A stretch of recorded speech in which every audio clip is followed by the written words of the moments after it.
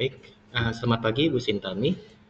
Perkenalkan, nama saya Muhammad Aladi Rizik, NRP 5025251124. Di sini saya bersama dengan kelompok saya ingin mempresentasikan mengenai final project kita, yaitu sistem basis data yang berdasarkan event Nilo ITS. Nah, untuk narasinya, untuk teksnya, ini saya langsung ngambil ininya aja ya.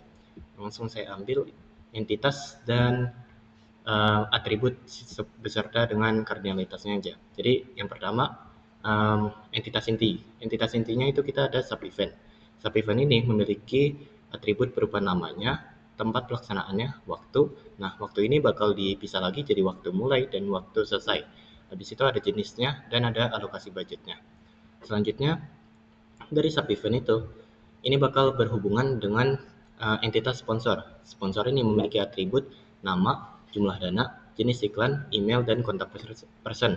Nah, kardinalitasnya ini uh, dapat terhubung dengan beberapa sub event, berarti dia ini sponsor itu dengan sub event kardinalitasnya adalah one to many. Habis itu selanjutnya yaitu sub event dengan kendaraan. Jadi entitas kendaraan ini memiliki beberapa atribut, yaitu jenis kendaraannya, nama atau tipe kendaraannya, jumlah unit, dan kondisi kendaraannya. Nah, untuk kardinalitasnya yaitu antara sub-event dengan kendaraan. Sub-event bisa menggunakan lebih dari satu jenis kendaraan, jadi one to many. Selanjutnya, sub-event dengan logistik.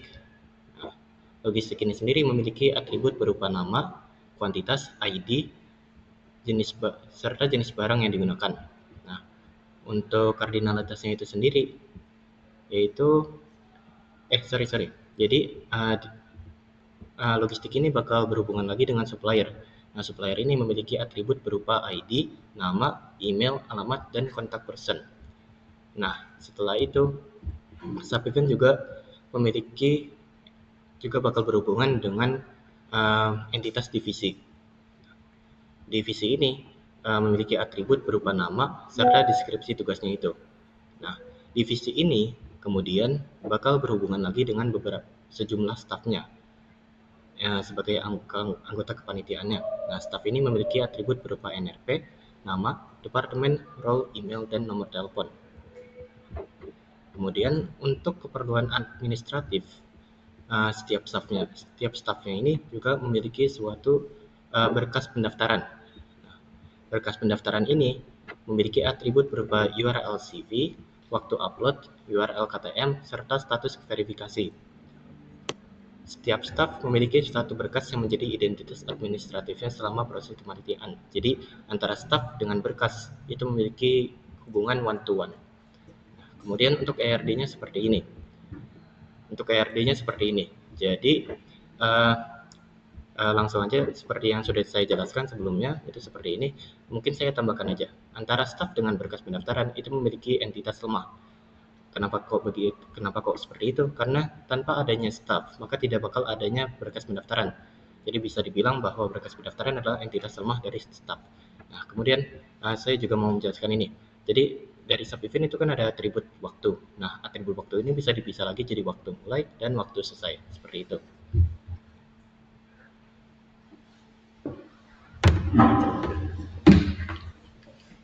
Baik, perkenalkan nama saya Boy Steven Menari Tonang dan sekarang saya akan menjelaskan tentang CDMPD. Nah, pertama konseptual dalam modelnya ini sudah dijelaskan dengan jelas tadi. Ada entitas, ada atribut, dan juga ada kardinalitas, relation. Nah, selanjutnya kita akan menjelaskan tentang PDM. Nah, di PDM ini ada beberapa table baru, yaitu junction table, itu sub event divisi, sub event sponsor, sub event kendaraan, dan juga staff divisi. Saya ada memberikan penjelasan lebih jelas tentang tipe data dan juga foreign key, primary key. Nah, jadi CDM ini telah disusun untuk menggambarkan hubungan antara entitas secara konseptual, sedangkan PDM telah disusun dengan mendetailkan tipe data, panjang karakter, primary key, dan juga foreign key.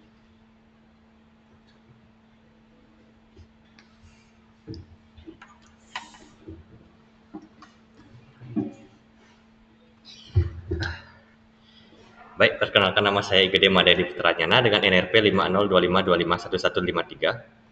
Baik, di sini saya akan menjelaskan tentang SQL-nya. Baik, jadi SQL ini dibagi jadi dua, yaitu yang pertama adalah DDL-nya. Di DDL ini kita mendefinisikan semua tabel-tabelnya. Jadi bisa dilihat di gambar ini, kita ngebikin tabel sub event. Nah, untuk DDL ini saya buat berdasarkan PDM. Jadi semua atribut sama tipenya itu saya sesuaikan dengan gambar yang ada di sini gitu. Jadi harusnya semuanya ini udah matching gitu, yang ada di sini sama yang ada di PDM. Terus ini juga ada constraint gitu. Kemudian untuk yang DML itu yang pertama kita nge-insert dulu. Jadi insert, kita nge-insert beberapa data. Di sini banyak datanya ini beragam ya, ada yang banyak 20, ada yang sampai 40 ini untuk staffnya. Cara kami mengenerate ini tuh secara otomatis, dan ini kita ngegenerate ID-nya manual gitu. Sedangkan ada juga beberapa yang kayak misalnya ini nama divisi ini kita ambil dari Instagramnya langsung. Jadi ini tuh harusnya real gitu, sama deskripsinya juga. Sedangkan nama-nama ini nih auto generated, tapi dijamin ini NRP-nya semuanya itu nggak ada yang sama gitu. Kemudian langsung aja ke skenario-nya. Untuk skenario pertama itu kita nge-insert sebuah data. Jadi kita nge-insert dengan informasi yang diberikan. Terus dia juga karena nge-insert staff, kita harus nge-insert berkas pendaftarannya. Jadi kalau kita coba run,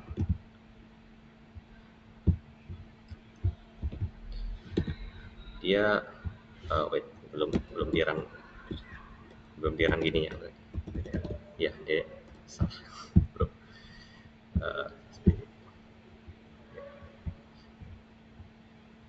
Kita run DDL.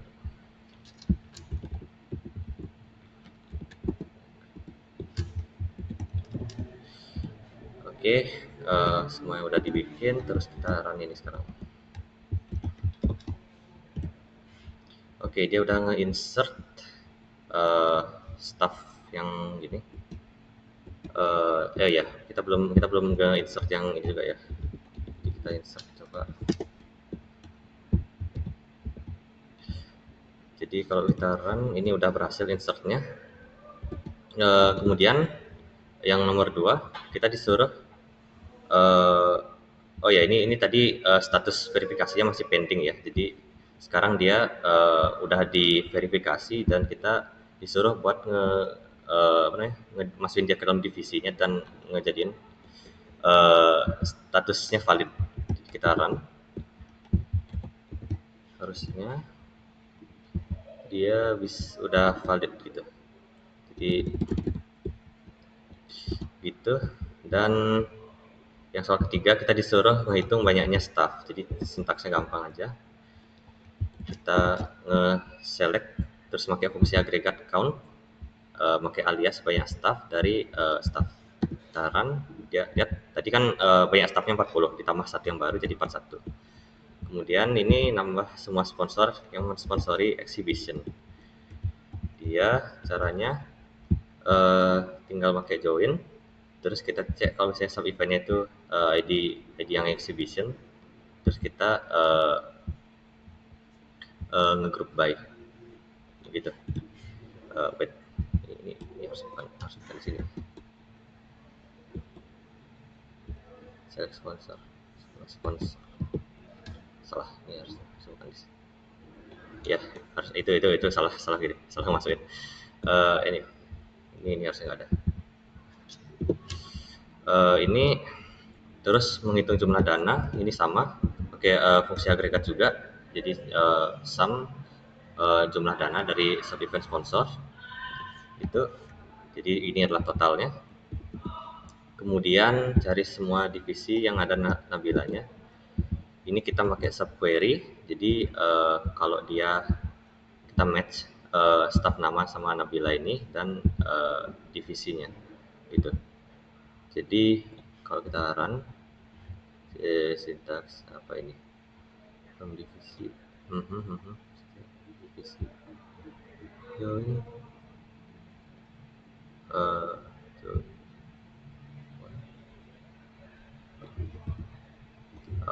Ya masuk nggak tahu kenapa. Jadi ini dia divisinya. Caranya gampang. Jadi cuman ngejoin staff terus ngejoin divisi. Kita pakai alias karena ini divisinya udah ada di luar. Jadi kalau divisi yang di dalam sama dengan ini kita filter gitu, terus kita filter juga berdasarkan nama staffnya. Selanjutnya kita nge-select. Oh ya, kita nyari tahu apakah udah ada kursi tabel logistik.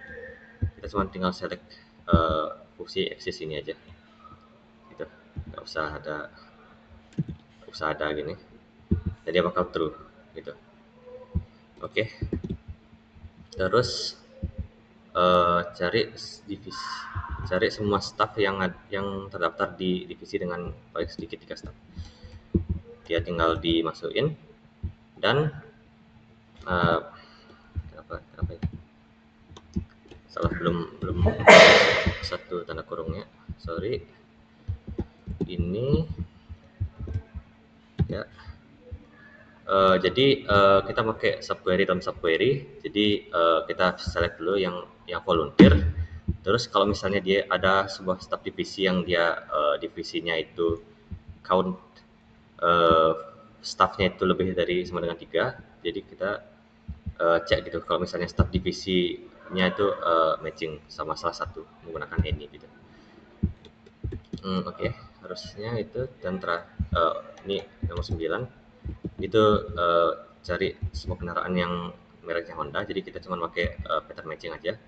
Jadi Honda, terus persen ini buat berapapun karakter yang di belakangnya gitu. Jadi udah keluar semua Honda PCX sama Honda CB1. Dan terakhir urutkan staff berdasarkan banyaknya divisi yang diikutin. Jadi staff nama sama ini. Jadi collapse ini nanti karena ada yang 0, jadi kita kasih nilai 1. Terus ini kita select banyak dari staff divisi. Kita grup berdasarkan NRP-nya dan kita filter dia yang satu grup itu NRP sama dengan NRP staff gitu. Jadi nanti dia yang di dalam ini bakal dapat banyak divisinya. Kalau kita run, oke, harusnya udah. Baik, saya sekian presentasi dari kami. Kami rasa cukup sekian. Terima kasih. Sekian kami ucapkan terima kasih.